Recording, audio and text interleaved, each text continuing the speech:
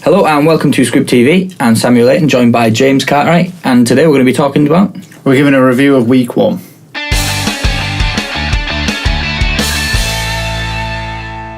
So, Week 1 came up with a lot of surprises, James. Anything that sticks out in your mind? Well, you've got to look at the Thursday night game at the beginning of the season. KC going into New England and absolutely hammering the New England Patriots. I think the last time New England were beaten that badly was against KC a few seasons ago when they were beaten on the road so heavily.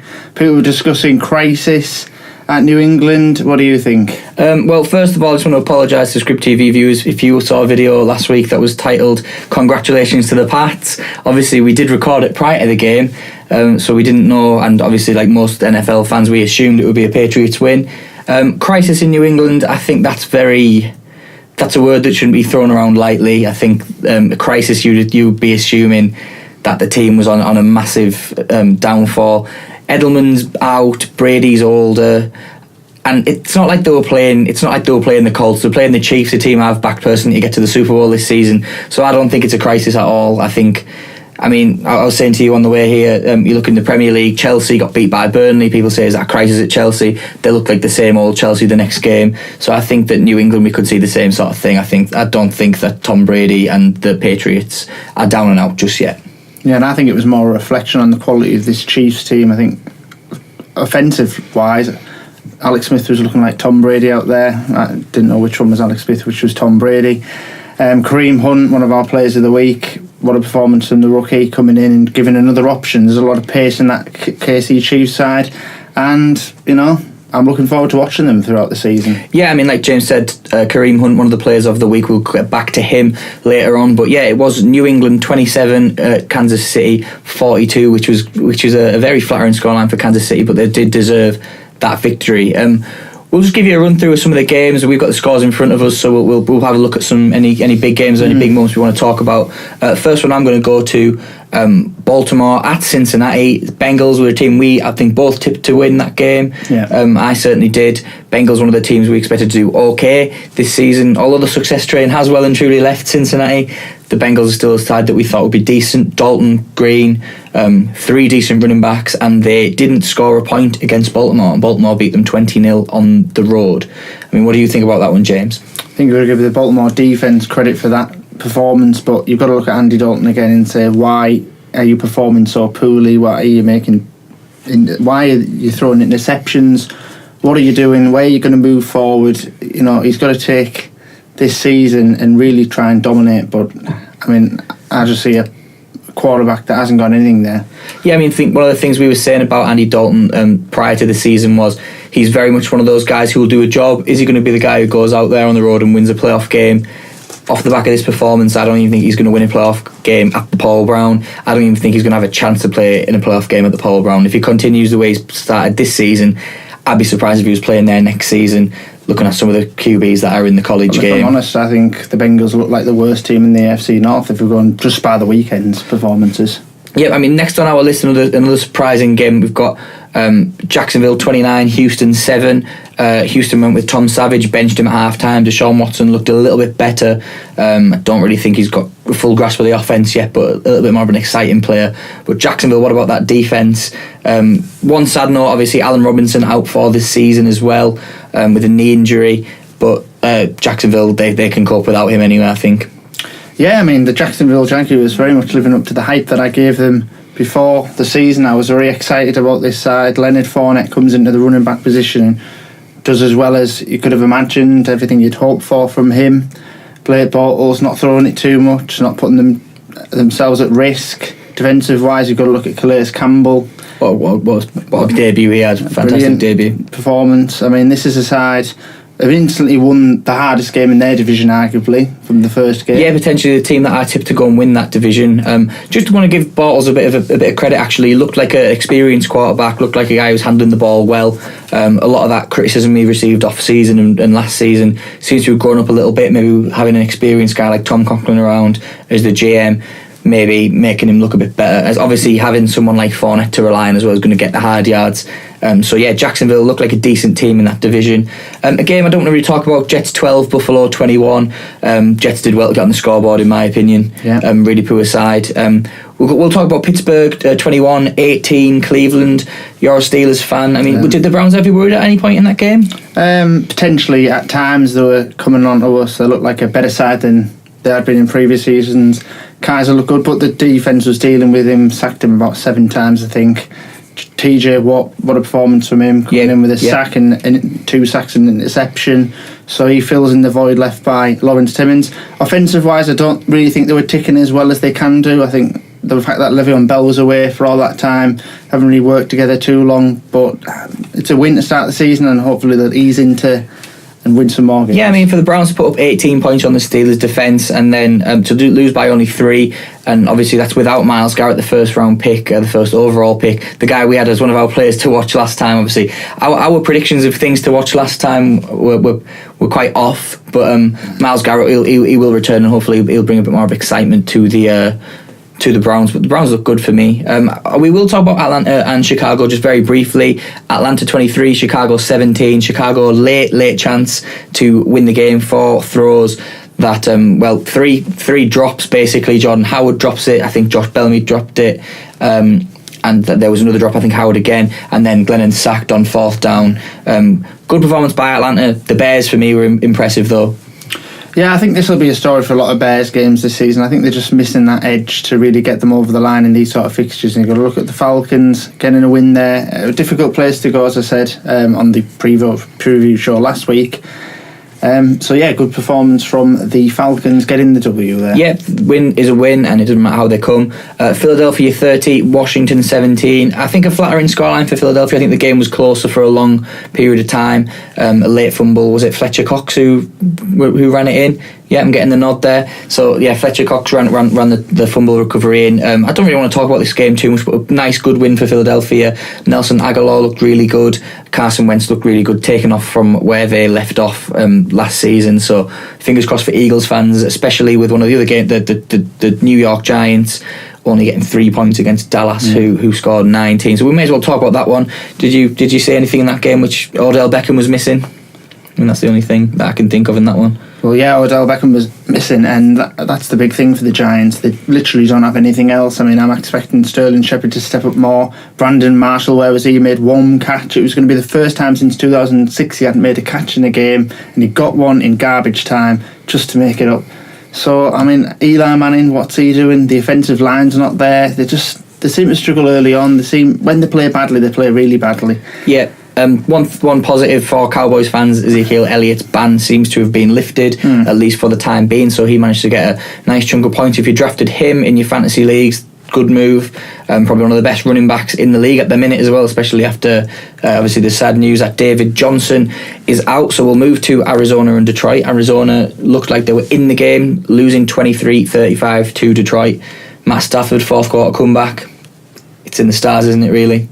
Yeah, it typifies him as a quarterback, one of the best quarterbacks, well, the best quarterback coming back from a 4th quarter deficit. And how good was it to see him beat Arizona?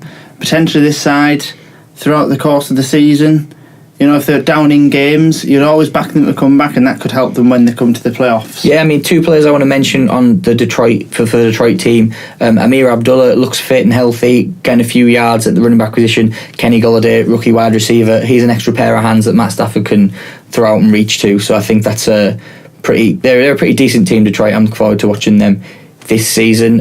Oakland beats Tennessee 26-16. I don't really want to mention that one too much. I think a shock to see Tennessee get beaten quite so easily, if anything. I think it's more the quality of the Oakland Raiders. I think Derek Carr coming back from his injury at the end of last season and hitting the ground running again. Yep, I mean, then we've got Seattle and Green Bay, which was one of your games of the week. Seattle 9, Green Bay 17. I don't particularly want to talk about that one, to be honest. Defensive show. Seahawks did okay in patches. Rodgers came through, showing that he's quality in the end, gets the win. New Orleans, Minnesota. Peterson goes back to Minnesota, or plays against Minnesota and gets trounced basically. Yeah, it's just a solid start for the Vikings side that I'm tipping to push the Packers far in the NFC North. Yeah, I mean, LA Chargers 21, Broncos 24. That's another game, pretty much nondescript. Broncos getting a win. Chargers keeping it close. Yeah, and I think it was missed for the LA Chargers kicker at the death there. The South Korean kicker, I think it's called Young Ho Koo or something. Yeah, Young Ho Koo. So it's an interesting to have a Korean kicker. Actually, 2 international kickers in the NFL over the weekend.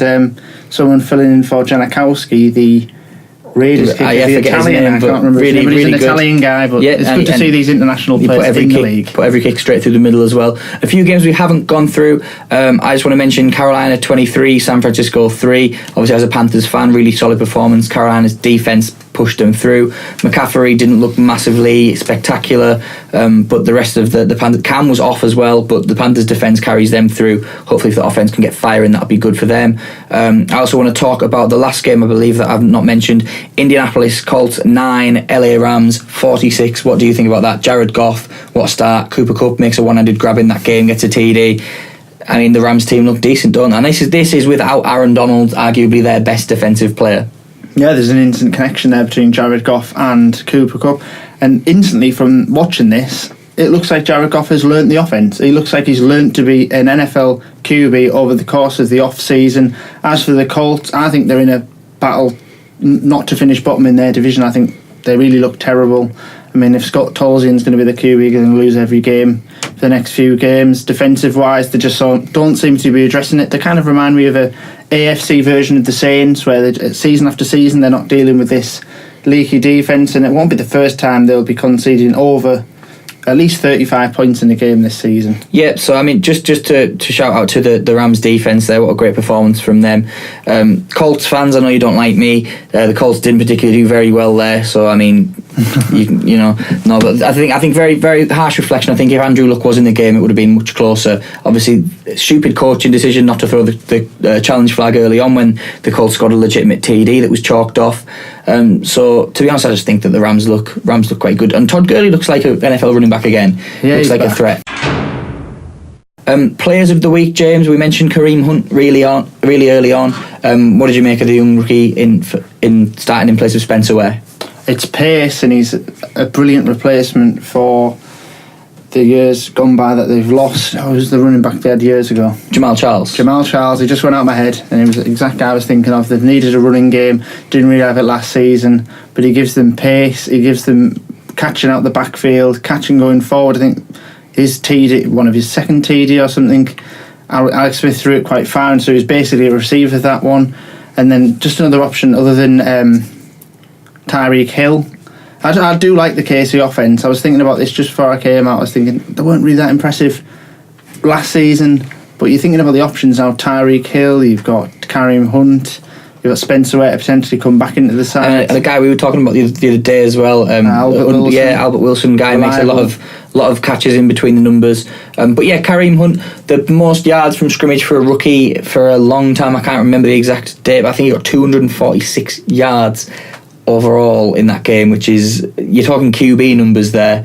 I mean, Andy Dalton got less than that and he was throwing the ball, so shows you what a game Kareem Hunt had. I mean, and Kareem Hunt didn't cough up the ball. His first NFL carry in pre-season was a fumble, and he's turned it around. He's going to be the starting Chiefs back. I don't think Spencer Ware will get his job back personally, which is sad for Spencer Ware because he's I always decent. thought Spencer Ware was more of a second running back, the guy who'd come in third down when you needed the few yards to get, your first down, rather than someone who's going to take 30 carries a game. Yeah, well, Kareem Hunt now I think is going to be the starter either way. So hopefully Spencer Ware did originally start his career as a fullback. So interestingly, if you want to know that, so potentially will be more of a third down guy. Two more guys: Calais Campbell. What a debut for Jacksonville! A number of sacks. He's on a big money contract, and he certainly improved that Jags defense instantly. Yeah, up front, I mean, secondary wise, the Jags were pretty good, but up front needed improving. Stop the run, and yeah, I mean, I think this Jaguars team is definitely a contender for that AFC South title. Yeah, I think it's going to be definitely a very interesting division. Obviously, the Jags outright leaders of that now, the only team that's won a game in that division. Sam Bradford, Vikes win. Bradford plays okay. Yeah, Sam Bradford looking like the first round QB in that game. Yeah. I mean, do you think he can take the Vikings to the playoffs? I mean, he's been close. a few times. He's never actually made the playoffs himself. Do you think he can be the guy finally? I think he's good enough to win games, but I think the Vikings will be winning games this season on the back of the defence. I think they'll be in tight games at the likes of the Packers, the Lions, and if they can get wins in one of them 2 away fixtures, I think this side will definitely be in the NFC playoffs. So we'll talk about players of the week now. We've got Nelson Aguilar, TD. I mean, I don't know whether it was a good play. Carson Wentz not to get sacked, escapes the pocket, fires it downfield, and the guy who's normally Mr. Unreliable turns into Mr. Reliable, breaks the tackle, walks in for the TD in a divisional game as well with a lot of pressure away from home. I mean, you've got to give props to both players. Yeah, I think Aguilar's improved himself over the off-season. I think he's going to be the main guy for the Eagles this season, and if he can keep his safe hands there, they've got a guy they can rely on. And Carson Wentz shown what a great QB he is. Yeah, I think what that showed me is the Eagles have gone from having no standout receivers as well to having 3 guys who I think you're going to guarantee make you plays. Alshon Jeffrey's always done it throughout his career. Torrey Smith, I believe he's got some of the safest hands in the NFL. I think statistics prove the amount of times he's targeted. So I think he actually drops a pass. I think he's dropped a pass since 2012 or something stupid like that. And Aguilar now looks decent. Another player, Austin Hooper, 88-yard TD. They throw it deep.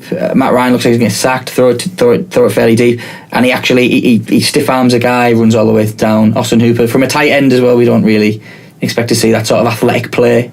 Again, like I was saying with the KC Chiefs and their options at wide receiver and running back, I think the Falcons have an array of them, and Austin Hooper's just one of them. And there he is making the grab, and what a TD. Yep, great TD, and arguably that was the winning touchdown as well for the Falcons. Final play of the week that I think everyone's probably talking about, the best player of the weekend. Cole Beasley behind the back keeps it after the ball gets knocked around a bit, and Cole manages to keep hold of it, and he's been loving it on Twitter himself. I've seen him tweeting about it, so really good to see. And an underrated guy for the Cowboys who's been there for quite a few seasons now and has just played that number 2, number 3 role without much fuss. Goes out on a Sunday, plays the game, you don't hear much from him, and there he is making plays. Yeah, I just think it shows the array of ability to catch the football from these wide receivers. It's amazing what they can do. I mean, I know the gloves obviously make a difference, but most people may have let that go and just went, I've not caught that, but they persist with these. Yeah, and the awareness to know where the ball is going to be as well. One other player of the week that I'm going to like as an honourable mention, I think you know which one's going to be, a Cooper Kupp over the middle, one-handed grab, rookie, and then he takes it in for a TD a couple of plays later as well. What an outstanding play he looks for the Rams. If he can connect with Jared Goff, like you said, an instant relationship. I do actually think the Rams could be a threat in that division, especially seeing how the Hawks and the Cardinals both got defeated, and the Rams go out there, and the Niners, of course. I forget that the Niners got absolutely smashed, because obviously Niners fans, you think you're going to have a good season this year. So I don't think that the Rams will be too bad. No, I think the Seahawks always start pretty slowly and sort of warm into the season as it goes on. The Cardinals they don't have David Johnson, so they're going to struggle. I think Carson Palmer's age, and he's not getting any better. A great opportunity, a great division for the Rams to be in at this time.